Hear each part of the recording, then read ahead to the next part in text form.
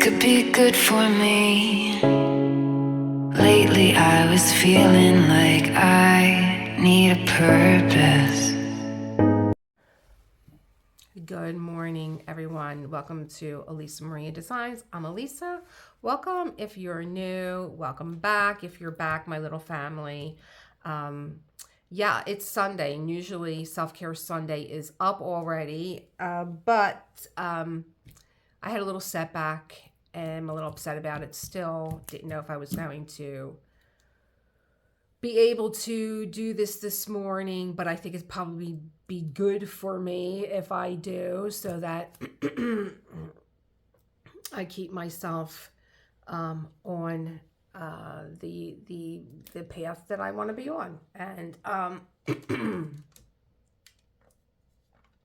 I think this week in particular was a little bit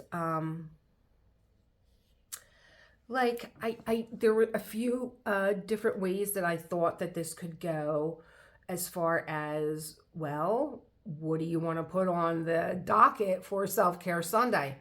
I should have brought myself water. So stupid.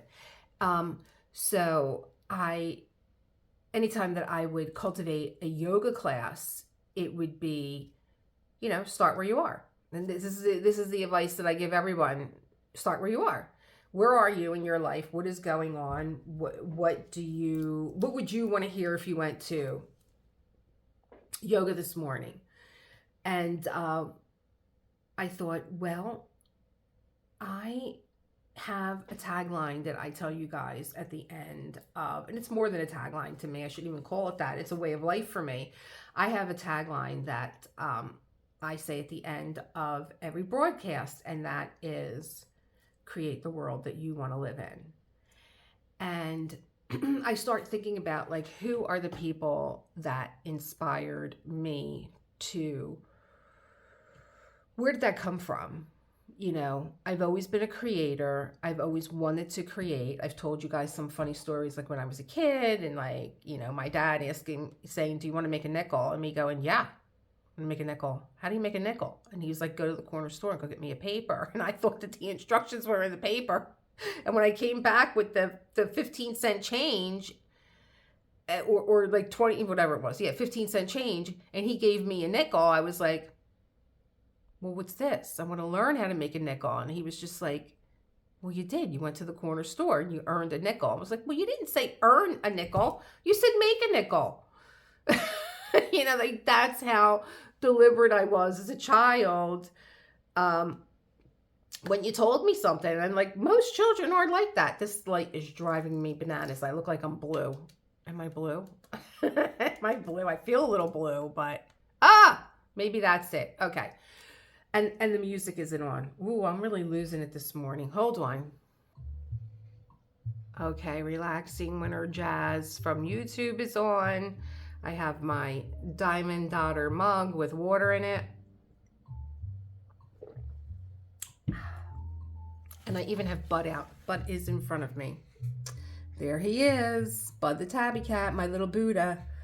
I call him, his name is Bud, but I think it's for Buddha for short. So I was wondering, where did the idea that I could create the world that I want to live in come from, and who were the people that inspired me as far as creating a world, like literally creating their own ecosystem of how they want to live. And there's dreams of how you want to live. I don't think that I ever wanted anything too elaborate. I never really saw myself like in a big fancy house with like swanky stuff and driving a big car, and like that was just never me. But I did always see myself in comfortable, cozy places where I had all the things that I could possibly want, and there was room for everything. It wasn't crowded, and I mean, I think that that's why we create these spaces where we do our art, In fact, there is an entire magazine dedicated to women, and it's called Where Women Create. And I believe it's from, oh my gosh, what is the name of this Somerset? Oh my God, I used to read their magazine all the time for rubber stamping. But it's called Where Women Create, and it's a magazine full of spaces of where artists, you may even know a few, get their creative energy and their ideas, and where they create, what they create. And I was remembering people that had inspired me, and I remember one very vividly was Yves Saint Laurent. Almost by mistake, I mean, yes, we know Yves Saint Laurent was a designer. I believe that he started to apprentice under Christian Dior when he was like 18. Now, do I own any high-end fashion? No. Do I kind of like copy high-end fashion? No. But it was his work, again, his workspace that really attracted me to this man and his vision. Versace was the same way. I feel like I'm getting like into, designers and stuff, but I was just always really, and didn't realize how much I was attracted to workspaces of where people who are super creative find the energy, like hyper creative, of constantly creating. And Yves Saint Laurent, when you went, I'll actually, I think it was a YouTube video. If it was, I'm going to write myself a note to put down the video of where Yves Saint Laurent not only created, but how he lived. That is, I mean, it was one thing to see where he created his studio and his desk and all his little notes and sketches and stuff. But it was another whole other universe of where he lived. And it was just amazing. Like, everything was, you could say that it was impeccably chosen for his home. But no, it wasn't a staged home. We all go to these open houses now where things are staged, Like, I want to sell my house, and they're like, well, we want to come in and we want to decorate. I'm like, no, if you don't have the vision for this home, it speaks for itself. Okay. My home speaks for itself. I'm not staging it. Then I feel like the woman in, what was it, Under the Tuscan Sun, that was like, no, you can't buy my house. No, it just went up in price. Because if you don't see the vision for my home with the big windows and the high ceilings and the parquet trim around the hardwood floors and that, I don't know what to tell you. I'm not staging my home. Yves Saint Laurent wasn't, his home wasn't staged, but when you looked at everything in this video, let me write it down now. I keep saying Christian Dior, Yves Saint Laurent. When you looked at a video of his home, and oh my God, this is what I'm talking about. Like, it was even the creation of light and dark in the room. How the windows were dressed so that you could have the morning sun, the golden hour of the evening, and how the entire room would change with light. Where, he placed things and gathered things, and it looked like a lot of stuff, but the way that it was organized. And I felt like this when I went to the Barnes Museum. Barnes has the hugest private collection of artwork. But it was deliberately put together in rooms that this has to go with this, and this piece goes with this, and it didn't matter if it was from different centuries and different artists or whatever. It just was what he saw in his mind's eye, that collection had to be together. And I still need another visit to the Barnes because I was there on January 2nd of 2023, and I only was able to get through the first floor. It was amazing, and I really need to, I'm writing this down again, show you some of the artwork that's in there, because I was thinking a lot of the artwork is pre-copyright. Like when Summer with the Masters comes back around, I might even not wait for that. I don't know how I'm feeling about events anymore. I'm feeling a little, I don't know about events. And it had nothing to do with jingle drills. I missed I started my canvas on November the 18th. And then I uploaded my own video that I had for the day. And then I was like, oh, let me go over now. Now I can relax. I'll go and watch Lindsay. And it was like, what code word for the canvas? So I missed that information. And yeah, I mean, I think if I wasn't doing anything else, if I wasn't a content creator myself and I wasn't like juggling all these balls in the air, I probably would have been a little bit more honed in on the event. But I do love the communities that form there, and that would be like the only reason why I would like join an event. But I am still going to continue with posting Crimson because she's just coming together like crazy. So I think that I really wanted to start exploring. So I went on the hunt looking for this video that I saw on Yves Saint Laurent because I really wanted it to post it for you guys to get an idea of what it is to create the world that you want to live in and create the space that you want to create in. And Women Who Create was one of the things that I remembered. Women Who, is that what I called it? Women Who Create? Yeah, Women Who Create. It's a magazine. It's Somerset Studios. I knew I had Somerset right. It's Somerset Studios has the magazine of where women create. But I went on a hunt looking for the video that I had seen on Yves Saint Laurent, and I came across a social media that I no longer really dive into. Like, I have a Pinterest, and I keep saying, oh, I'm going to make a board for my diamond painting. It hasn't happened yet.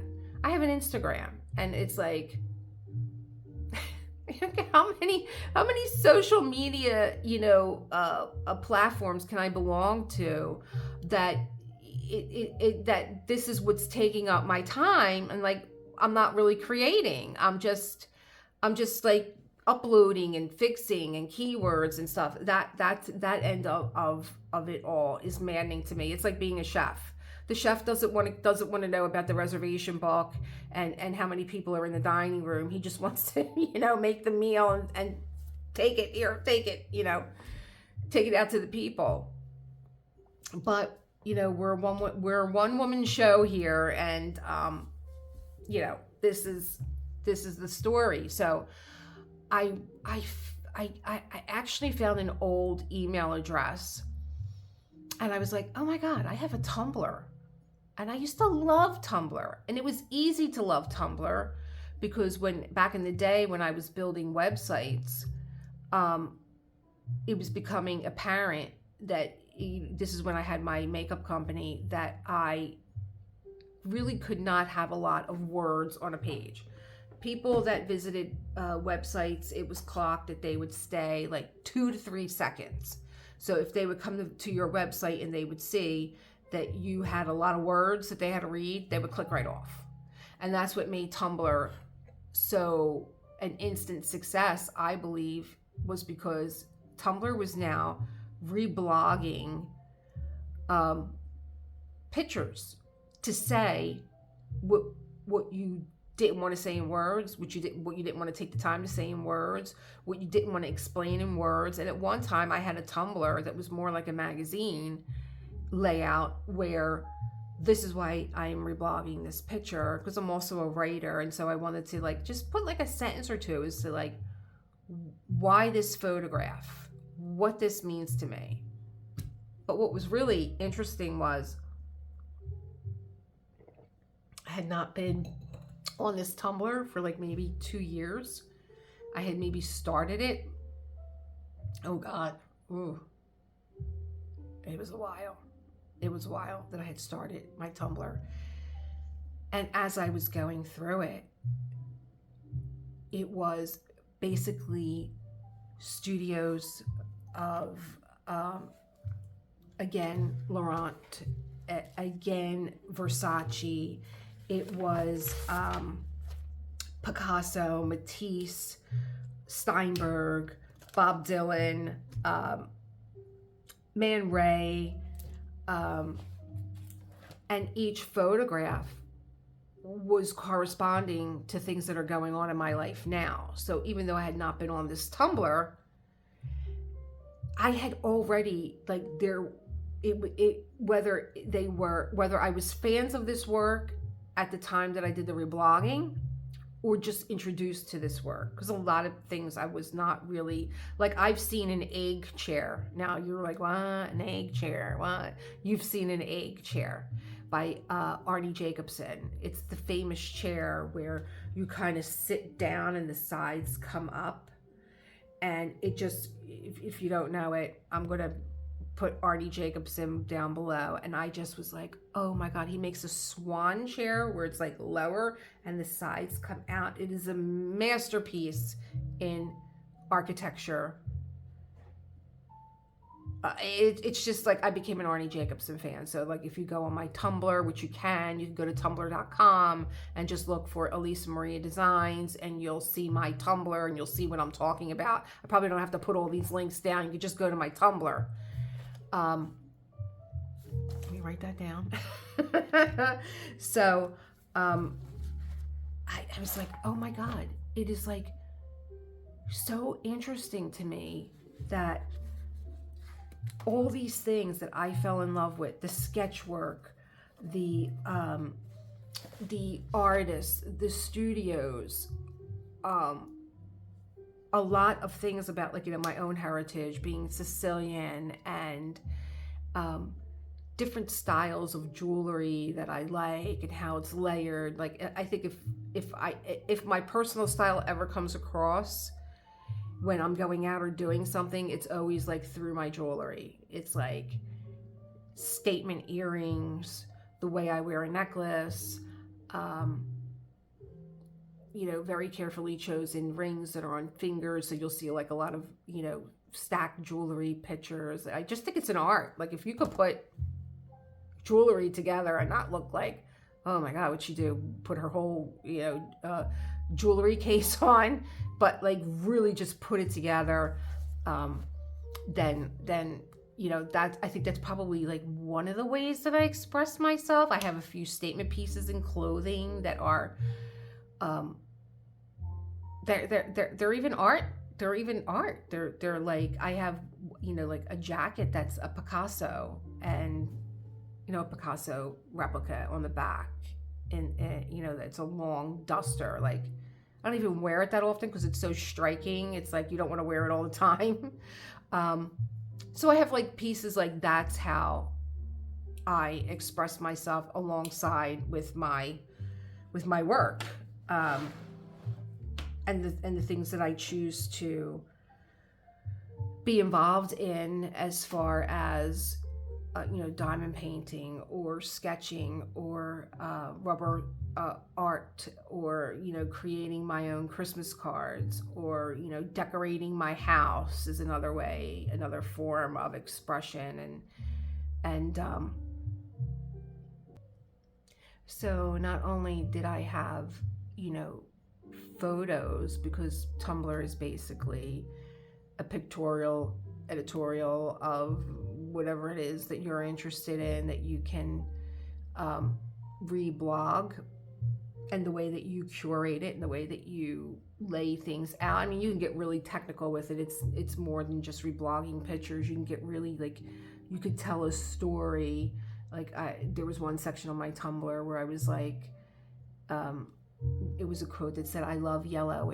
It's the color of the sun." And then like each subsequent photograph after that were very artsy photos of yellow. And then I think at one point I maybe even did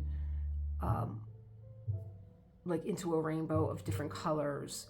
But then it's also, it's not just that the picture is that color, it's also the picture represents something. So you can get very technical with this reblogging and curating, like you would curate a gallery, your Tumblr. But then there were also quotes that I had quoted, and I said this just this week, and it just like it's reminding me of something else. I better write it down before I forget. Okay, so I came across this quote by Bob Dylan, and what he said was, I change during the course of a day.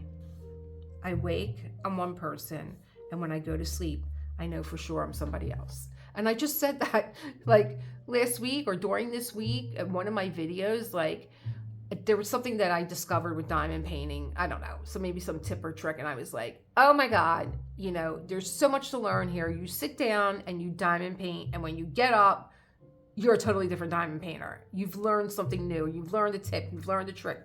You've learned how to do something new with your diamond painting, which always amazes me with the diamond painting, because it's a very minimalistic art. You know, you have the canvas, you don't have to do anything there. It's already done for you. You have your toolkit, you don't have to do anything there. They give it to you. All you have to do is time, space, sit down, create. So it's a very rewarding, and it's a very, I mean, I can't think of a better word other than rewarding when you diamond paint. You know, it reminds me also that when I teach yoga, that I have students that cannot meditate, and they want the benefit of meditating and doing this. Once you get your focus and your flow and you're in that zone, your brain chemistry is actually changing when you come into that state. I'm trying to think, like, where did I learn that fact from? I know where I learned it from. Here we go. One of my favorite creators, Dr. Joe Dispenza. Dr. Joe, lovingly, Dr. Joe. And if you saw What the Bleep Do We Know, which was about quantum physics, and they had a bunch of people on. Oh, I can't think of the one guy that I really love. He's so good. Oh, anyway, when Dr. Joe came on, Dr. Joe talked about creating your day and what he does every morning when he gets up, and how he visualizes his day with like a 5-minute meditation, and he creates his day. And like, out of the whole movie and all these physicists and people that spoke on quantum physics, everyone remembered Dr. Joe and creating your day. I'm going to write that down too, because I have to link that for you guys. And it's like a 5-minute video of creating your day. How to create your day. Create your day, Dr. Joe. So I started to read this, and what I like about Dr. Joe is he even though he's talking about quantum physics, he breaks it down in very easy terms, and he may repeat himself over and over and over again, because he kind of gets like, I want to make sure that you're getting this. I have things underlined, and I didn't know that I was going to be quoting this, but I know that he was talking about meditation, and he was talking about how the chemistry in your brain and how you create other neural pathways that very quickly, whether you are actually doing the activity or whether you are visualizing doing the activity. And I believe it had to do with, they did a study where people played a simple 5 key, is it key or chords on a piano? Is it chords? So just say 5 keys on the piano. And they practiced them for an hour a day. And then they had another group that just visualized playing these 5 chords, and the results were the same. So whether you visualized yourself doing this or if you actually did it, not only were the results the same, but like the brain waves were the same, and the parts of the brain that lit up when you learned something new were the same. So I'm gonna pause this for a second just so I could find this one. I think it had to do with, it probably would have to do with this, like when you return to the past, like how music can get you to return to the past because you've created like a neural anchor in your mind about when you hear music. If you hear something that is like a song that's when you're like in a highly emotional state, say your wedding. So you hear your wedding song and you're like transported to that wedding day and that moment, maybe what you saw or what was going on, or if you were looking at other people's faces, like all that comes back to you. Let me just pause this for a second. I think this is the part that I'm looking for when he was saying that when you're fully engaged and focused, the inner world of imagination will appear as an outer world experience and your biology will change accordingly. That means you can make your brain and body look as if a physical appearance has already happened without having the actual experience. What you put your attention on and mentally rehearse over and over again not only becomes who you are from a biological perspective, it also determines your future. So, and then he actually goes into, I don't believe it, the Harvard example of the 5-finger piano exercise for 2 hours a day over a period of 5 days. And then half did the same thing by imagining sitting at the piano. The before and after scans show that both groups created a dramatic number of new neural circuits and both groups had a dramatic number of new neural circuits and new neurological programming in the region of their brains that controls finger movements, even though one group did so by thought alone. So I maintain, I'm impressed with myself that I actually retained that. I can't even tell you when I read that. But yeah, Dr. Joe Becoming Supernatural. You might want to look at a couple of his videos first. Don't let him scare you. Sometimes he can be a little woo. But I did his mandala meditation, and I got to tell you, I really felt like I was, out there floating inside a kaleidoscope. It was really kind of interesting. Like if you can get yourself to have that sort of experience, but. Yeah, I'm into some of those things where I'm so curious and I'm like, yeah, I'll do it. I'll try it. And I think it was actually online as one of his online teaching classes. And that was really, really, really interesting. There was something else I wanted to tell you. Oh, so in looking at my Tumblr, which to me is kind of like a visual journal, really, when you think of it, because if you sit down at your Tumblr and you're feeling a certain way, that they're the photographs that you're going to look for, you're going to gravitate towards. If you're looking for inspiration, you're going to find that inspiration. A lot of my Tumblr pictures are in black and white. I believe I have a video by either Matisse or Saul Steinberg. They did those very, like Picasso even at one time would just take a piece of charcoal and he would like, oh, there's a dove, and I believe it may have been Matisse because he was speaking French, Steinberg French. And he there's like a little boy and it's like a 30-second clip and he creates this portrait of this little boy with a piece of charcoal. So like things like that, not only where people create, but how people create. And I think this is probably stuck in my mind too from last week watching Taylor Swift and her folklore, watching her create her folklore album. And much like looking at Yves Saint Laurent's desk where he had thousands of papers just like clipped all over behind his desk of like maybe whatever he was thinking of, like just pegged to this board.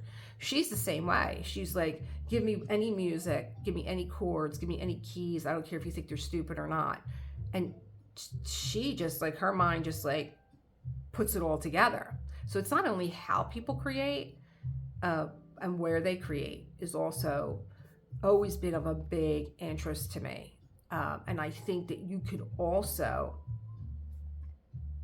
get inspired by that. You don't need a lot of space, but it is your space, and it is sacred space. Like, you don't know how many times, like my desk right now, as you can see, is in the middle of my living room, but this is my desk and everybody knows it. And like, don't put anything on my desk, whether there's something on it or not, because I told you before, I clear my desk at the end of the day. I put everything away and I clean my desk and I get ready for the next day. So because there's a space here does not mean that you can come over and put your coffee mug down on it, because I will freak out on you. So it's your space. I have my incense here. I have things that I like. I have things that inspire me on my desk, whether it's my books, like when I want to take a break, if I pick up a book to read something, that also helps me unwind. But I always have my journal, because I might decide, I find that it's after I'm doing a bit of confetti that I'm like, oh my God, I really got to unwind my head right now, because I get a little, I love that these canvases are chaotic, right? You get a canvas and there's corresponding colors and symbols, and you have to put them together, and then you create this beauty out of this surrounding chaos. I got a lot of chaos going on here today. So I love that my mind gets to unwind that and put it in order. But sometimes when you're doing these sections that are a lot of different colors, I think I did, was it crimson? It was crimson, and I'm in her hair and I'm doing the hat, and there had to be like 40 different colors in that hat. And I'm like, there's only 60 colors here. Like, how many colors are in this hat? And that by then I really need a break. And I kind of feel like, even though the canvas is not jumbled anymore, my brain kind of is. So that's when I will do a writing exercise, and like, let me write 100 things out about what I love about crimson, because if not, I'm going to ditch this canvas. Nah, I'm only kidding. She's moving along really quickly. And then I have my little bud here, my little friend here. So, yeah, I hope that I can inspire you this week to really take a look at maybe some people you admire, and maybe figure out, like, what do you admire about them? And like, if it is their creative style, where do they create? Where do they go? I'm sure YouTube is a wealth of information. You can look up anybody that inspires you and have them, you could take a look at where they live, how they live. And I know sometimes it gets to be a little bit of a downer, but when you see these elaborate lifestyles, I've never really been attracted to that. But to really see where people get down and dirty when they're creating, because all the elaborateness is doesn't mean anything if you don't have the creative talent and energy and focus and desire and passion to create. And even that, I kind of like caught myself when I said you don't have. We all have all those things. However, we can get in our own way and not work through what it is that is preventing those pathways, those new pathways from being created. Which is why, like, I got into a little bit of an addiction here with the diamond painting, and I kind of let all my other crafts go. But I think it's important to take a break from this and see where something like, if you've put your drawing down on the side to see where now your sketch work is now that you've done this work. So you're still really incorporating this into other things that you are doing. It's much like in the artist way, the reason why we do an artist date where we take ourselves out on a date alone, whether it's visiting a new restaurant, whether it's going to a movie by yourself, whether it's taking a walk and taking some pictures, you do this on your own because yours is the only voice that you want to be listening to. You don't want to have to be worried about, is the other person having a good time? Are they okay? Checking in with them, you know. This is all about you. And then what is interesting, much like my Tumblr, which is like a little mini artist date, I'm going on an artist date and I'm drawing from all these different things that I like and I'm reblogging them. They do creep in to your subconscious and they come out in other ways. So, and that was the other thing that I had wrote down. Now I have this journal and I really need to, I'm going to make a note for myself. Here we go again. I really need to show you guys at one time. Where's all my notes? Because I can't put this on another page. Oh, here it is. I can't read my own handwriting. I got handwriting like a doctor. So journals, handmade. So I have, I don't even know how many handmade journals I have, and they were made out of my composition books, and each one is very deliberate, very like, this is what I want, you know.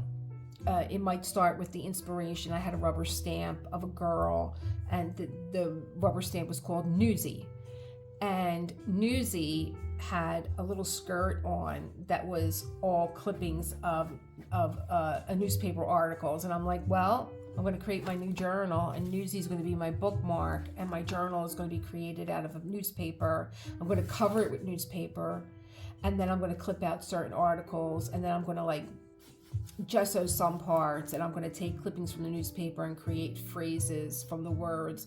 It was a little intense, but that's what I wanted to do.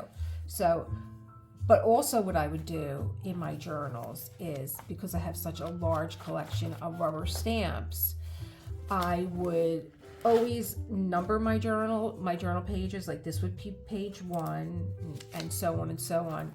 I would always have maybe about 5 pages in the front that I would keep free because they were for notes. And so if this was page 1 and maybe I stamped something on here, I would just pick up random stamps that I have. I have like, I would take out maybe 25, 30 stamps that I liked, and I would just stamp them randomly on the page. And I have to tell you that every time I would begin journal writing, and they weren't on every page, they were like dispensed here and there. No matter what I was writing, when I would get to that page, that journal stamp would correspond with whatever it was that I was writing. And it would freak me out, you know. But that's what begins to happen when you get out of your own way, when you do your work, whether it's diamond painting, whatever craft it is. Like diamond painting is very good for that introspection, that solitude. When things come up, keep a piece of pen and paper next to you. When things come up, things that you're thinking about, you might be like, well, where the hell did that come from? Because I had one of those moments here where I heard out of the blue, I was just sitting here and I was diamond painting and I was like very in the flow of things, and all of a sudden I heard a remark that was passed. And I'm like, am I still holding on to this? Where the hell did that come from? I don't even think about this person anymore. I process them. They're done. They're out of my life. But yet, that is something that's bothering me. And I did, write it down. And like, do I reflect on it right after? Do I reflect on it when I'm doing my journal writing? Do I reflect on it when I'm doing my yoga? Maybe. Yin yoga is great for having things creep out of your body that you think that you've processed and you've put away and you're done with. And all of a sudden it's like something from the 4th grade comes up, and it's like, where the hell did that come from? But it is, I do believe words have energy. And I do believe that if you absorb them in your body, and there's some beautiful words that we can absorb. That's another thing about what the belief. There was a study by a Japanese scientist. I don't want to murder his name. I'll put it down below. And it was called Messages in Water. And the study was, being that we are all made mostly of water. Messages in Water. Writing it down. The study that he did was he exposed water to different types of music, and then he would look at the water, and the chemical makeup of the water, once it was frozen, I believe it was, would create different types of snowflakes. And so the water that was exposed to, say, very angry music was very fragmented. I think it was even grayish.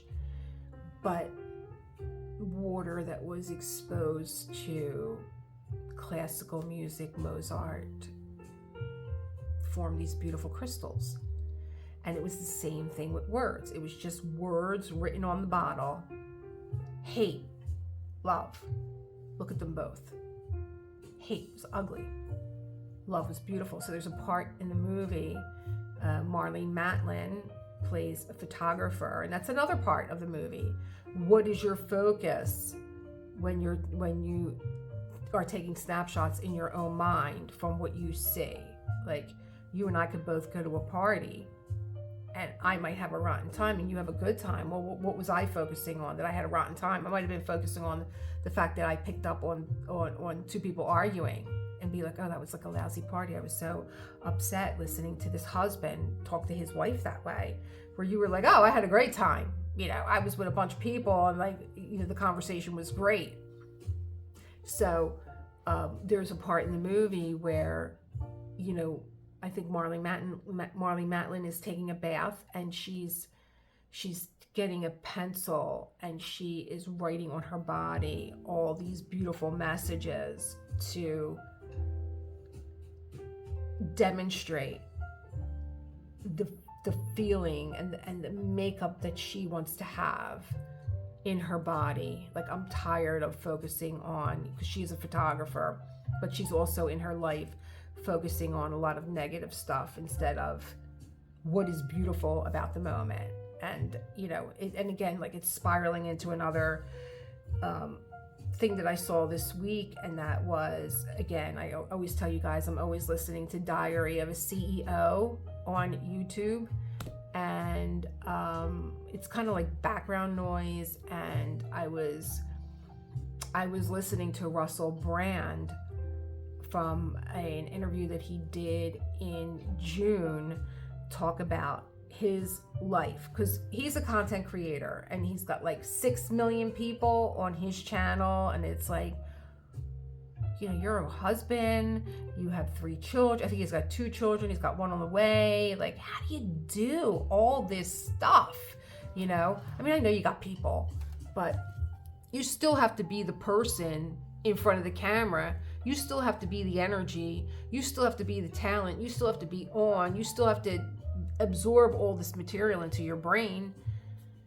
And one of the people in the background had said, you're asking Russell all these questions. What we want to know, Stephen, who's the Diary of the CEO, what his staff wanted to know was, what is a day in the life of Russell Brand? And I'm like, yeah, that's what I want to know. I want to know where this guy gets his creative energy from, because his mind moves like lightning. It's like, there's no stutter stepping with him when he's speaking. It's kind of like a download. Like, here's what you're going to say next, and it downloads, and it's kind of like he's reading from a script, like from a book. And he was talking about how he gets up in the morning, he prays, he does his yoga, he goes into a cold bath, and then he goes into hot therapy, and then he does Brazilian Jiu-Jitsu, which is basically trusting someone to hold your life in their hands because they could kill you at any second. And, and then like when he's done all that, he's like, I have to do all that just to be okay. And I have to be consciously aware of every minute. I have to be consciously aware of what I eat because I'll eat something bad. I have to be consciously aware of what I say because I'll say something stupid. I have to be consciously aware of what I'm doing because I'll do something dumb. And he's like, he does all that every day just to feel okay. And, then he talked about fatherhood, and he talked about, his content creating, and like, he's the chef. He's like, just give me what you got. And I don't care about numbers. I don't care about algorithms. I don't care about any of that. Don't even put that in my head. And what was really interesting, and I think that this is really good for those of us to have a type A personality where we do. The mind never goes off because that's something that Steven, the CEO, said to him, what's it like being in your mind? And he just was like, he couldn't even think about it. Like, it was like a man trapped in this fun house of a mind that just doesn't stop. It doesn't stop. It's constantly creating. It's constantly going. And he said, I have to do the prayer, the meditation, the yoga, the jiu-jitsu, the cold therapy, the hot therapy, because I need to have an experience in my body because I'm so much in my head. And I was like, wow.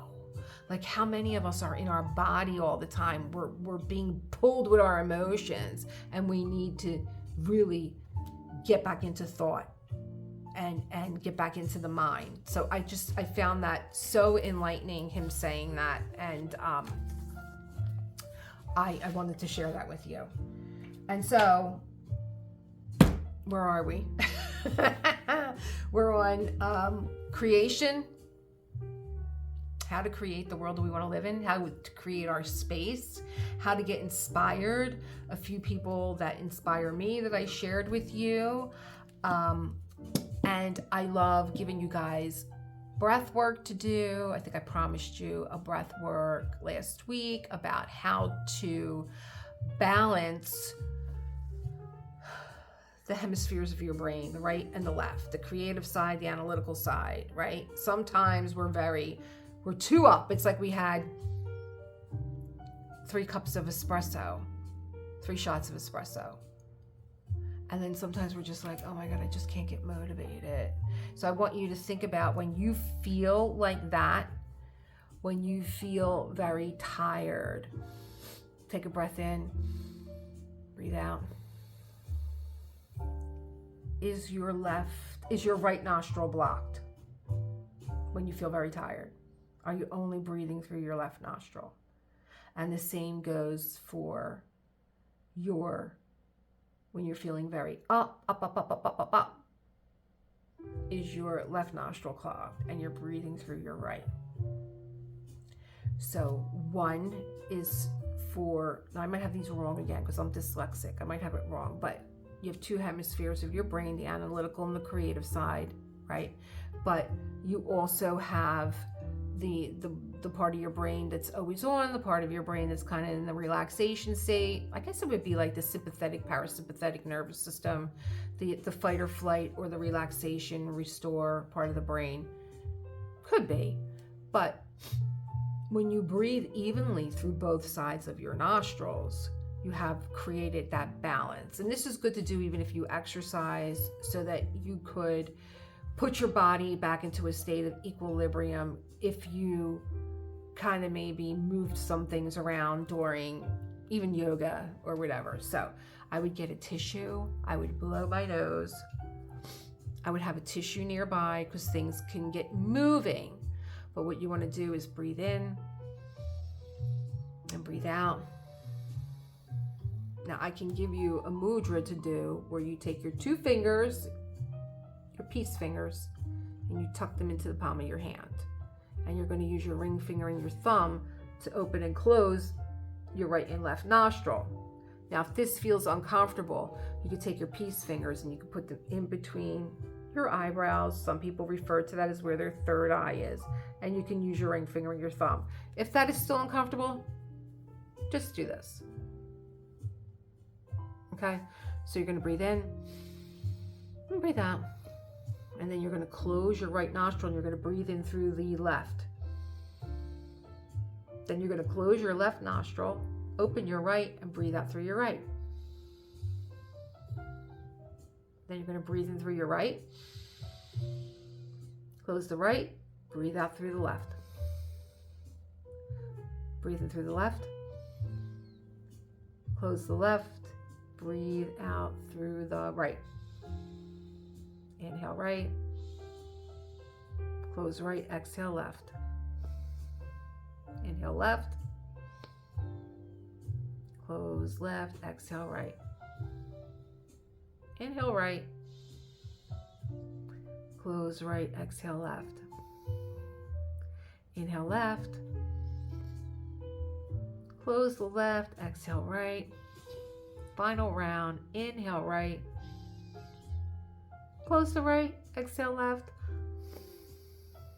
Release your hand. Breathe normally. Get a tissue below your nose. Now, you can do that. When I was in yoga training, we had to do that for 10 minutes. So you could do it for, as long as you are feeling comfortable. But I had to do that for 10 minutes. And I will tell you, I now have no choice but to breathe through both sides of my nostrils because I never did. I think my left nostril was always clogged and I was always like in a hyper state. And I remember practicing this while I was in teacher training, and then all of a sudden I felt like this pop in my nose, and my nostril became clear. It never closed again. And I breathe now all the time through both sides of my nostrils. I'm never really where one side is stuffed. When you have to turn your head over to one side and be like, oh, just drain. So I could breathe out of this side for a while. So you will find that your brain does balance. Hold on one second. But anyway, it's alternate nostril breathing, and it is a powerful breathing technique, and it helps you feel relaxed, and it helps you feel energized, it helps you feel balanced. It can be practiced by anyone, and is a safe breathing technique for pregnancy and postpartum. So pranayama to avoid during pregnancy is bellows breath and cleansing breath, which is Kapalbhati. So not required during pregnancy. And I believe that it will... I don't know if it raises your blood pressure, but it definitely will make you feel dizzy and faint. But I think that Nadi Shodhana is an excellent.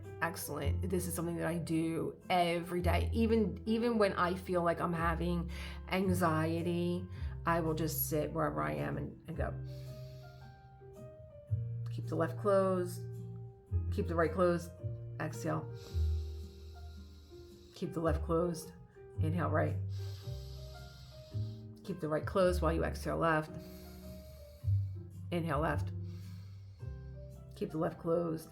Exhale right. So you're always going to inhale out of the nostril that you just exhaled out of. You'll exhale and inhale out of the same nostril, and then you'll close it. Exhale, inhale out of the same nostril, close it. Exhale, inhale. I'm so dyslexic, up and down. Hopefully you're just listening to me and not watching me, because I'll have you all totally confused. I hope everyone had a great Thanksgiving. I hope that you enjoyed yourself. I hope that you were able to relax and have a good time and have fun with your family and make some great memories. And I thank you for being here for me. I was having a crummy morning when I started all this and didn't even know that I was going to be able to do this today. But then I was like, no, you need to stay on point and do something that you enjoy doing. And you never know. There's a prayer that I always do, and it was from Everyday Grace, and I was like, I didn't know if I was going to be able to do this today, and I knew that I just couldn't do it last night. I was just so upset. Went out to dinner with friends, and it's more of like, when you have new friends, I don't make friends easily. It's not that I'm closed off. It's not that I'm an open book anymore either. I used to be an open book, and I'm not like that anymore either. But I think that we've lost the very delicate art of social graces. But I'm just saying that it's hard to navigate new relationships, even when they're friendships. And I don't know. I think my husband and I, as a couple, I know couples go out like on date nights and they get together, and like John and I are more like, we just had an awesome Scrabble game the other night where it was like to the death. He was like, I'm taking you down. I'm like, no, I'm taking you down. I won by 5 points. I really thought he was going to go out on me, but he had one tile left and I had one tile, and it was a G. And I was like, oh God, please, I got to get rid of this G. Where am I going to get it rid? And there was a spare O, and it was like triple letter. So my 2 became a 6, and he was like, oh, you won by 5 points. So like, we like doing stuff like that.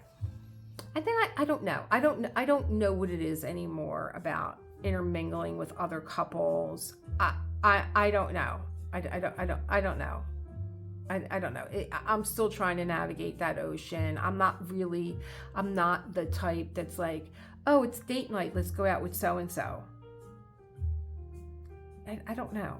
I find it weird. I find it like most couples that we go out with, it's like the wife just wants the husband to have somebody to talk to, and the husband just wants the wife to have somebody to talk to, where me and John are really just like, we're into each other. Like, whether we're out alone or we're out with another couple, we always sit on the same side of the table. Like, we're that couple. Like, we don't sit across from each other. The table could be this big, we're sitting next to each other.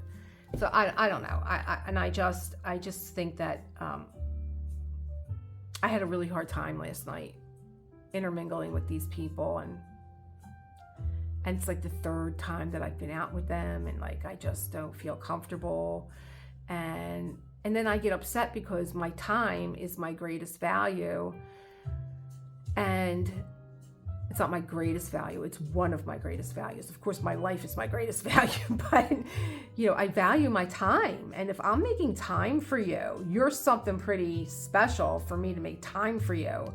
And I just feel like so depleted when I'm thinking about all the things that I could do. Like, I wanted to do Self-Care Sunday, and I was like, well, once we go, they had stopped here first to like pre-game, they call it. I'm not a drinker, so like I might have a glass of wine. And the same thing with my husband. He'll have a glass of wine to be social. He's not really drinking that much anymore. He's been a lifelong drinker, but he's really pulled back from drinking. So it's like, and that's the other thing. It's like this big, like, I don't know, like, you're 2 people and you're like traveling with 3 bottles of wine. I don't know. I just can't get, like, I don't want to judge, but like, I just also don't. I'm a creative person, so I want to talk about creative things. I want to talk about, what I'm doing and what are you doing, and I just felt drained, and I'm starting to really realize myself as a person, that I can't be around this type of energy because it leaves me depleted, and it leaves me like, I need recovery. And like, it's one thing to spend your time with something that you're not really that wild about doing, and then to have that taken, because you can't get it back, right? And then to have to recover the next day. Like, I was so upset that I was literally crying because my video wasn't done, and then I felt like I couldn't fully be here, and like, you know, am I going to be a scatterbrain when I'm talking to my subscribers that do show up for this thing that I want to do and I want to create on this channel? I do want this, but then again, I was like, this is where I don't mind being transparent, because I am human, and I do have the same things going on as you guys. You know, I do have these moments where, you know, for all that you may think that I know nothing. So yeah, and I do get kind of like, you know, and it's a tough one, and maybe you guys suffer from this too, for all the tools that we have.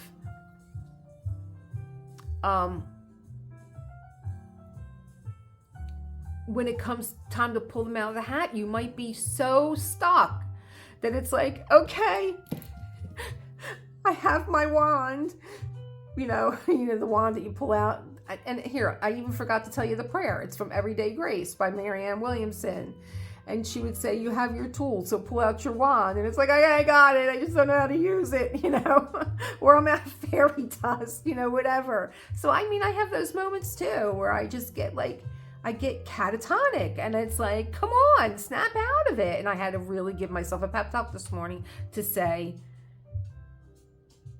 you need to do this, not just for yourself, but for those people out there that do look forward to this. And so I remembered the prayer from Everyday Grace, and it's, tell me where you want me to go.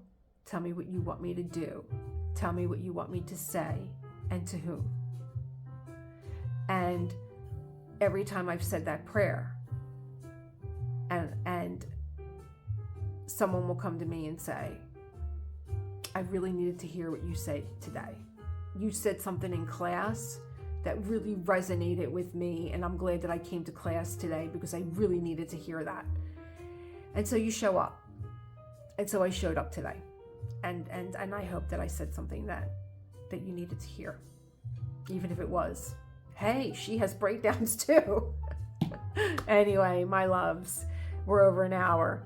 And create the world that you want to live in, and tell me who inspires you. Who inspires you? Who are some of the masters out there that you're like, oh gosh, you know what? I never really thought about. Like, I like this person, but I never really thought about where do they create? What do they do? What do they have? You know, how do they set it up? And what else can you tell me? Just tell me. Tell me what your creative space looks like, because this is mine. Here, I'll show it to you. This is mine. This is where the magic happens. That's it. This is my desk that nobody's allowed near, and there's my little jazzy music. That's it. This is where it happens. And the cat keeps me company. And the coffee machine. So enjoy your Sunday fun day. Go out and do something fun. I'm going to wait until tomorrow to do my decorating when I am alone, when my husband is at work. Okay? Create the world you want to live in. I'm doing it for me, and I am doing it for you. Bye, my loves. Have a good one.